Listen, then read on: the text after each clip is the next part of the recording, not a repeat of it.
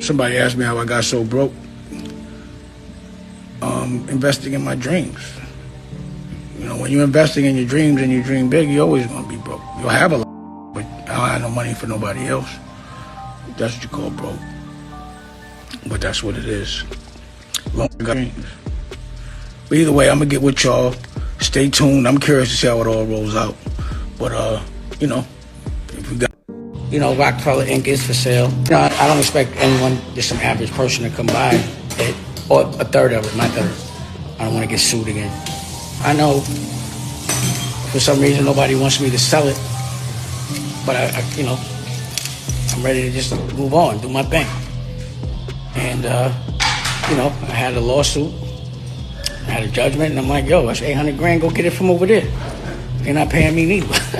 So they went, did the work for me. So, pay that debt and I'll be able to sell it. Thought it all worked out for me. I'm sure there's a little twist they put on things. I don't know why. I do know why, but I don't know why. I don't know why about one thing, but I do know why about the other. He has a first right of refusal, so you're just some fucking bum-ass board meeting. They stay doing these board meetings, and all of a sudden he gets a first right of refusal. But I don't really care. I don't care. Don't slow nothing down for me. I mean, I don't know how deep homie's pockets is. You know what I'm saying? I'm curious if he gonna match that. I put it off on the table. We'll see if he'll match it. But it was from, other people. What I do hate is when people hit me about it and be like, I'm gonna get it. And then they don't, that's happened a couple times. I think people should look at it that I had hindsight at 18 or 19, no, I was about 20, in my 20s, to carve something out that I could make money from 30 years later. I had the foresight. I saw that in the future.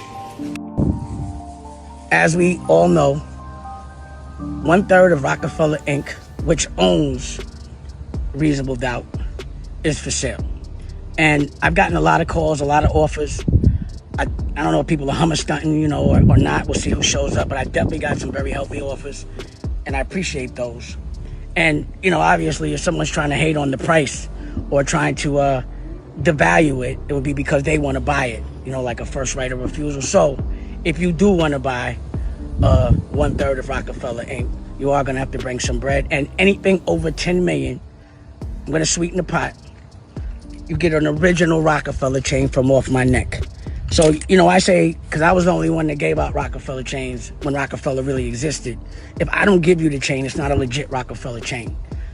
You get one of these, this is legit. This is the old school one from off my neck. Like how when I took one off my neck and gave one to Kanye, Cameron, all that. So, again, if you're going to call, please have the intention of spending some real money and actually completing the transaction. But if you come with the right amount of money, you're going to get a chain. Or, at least you'll have to battle with homeboy on the first right of refusal. How?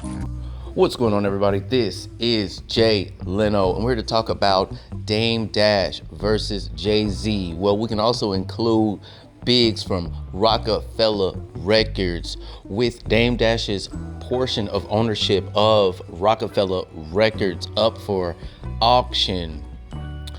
Dame Dash is looking for other people in the industry, other people that can possibly afford to purchase his share of the company.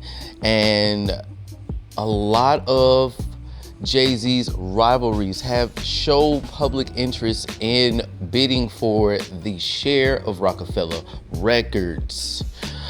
This ownership is looking to only be used for about 6 years, and then we will see the outcome and results. I believe it will go back to Jay-Z and perhaps Biggs.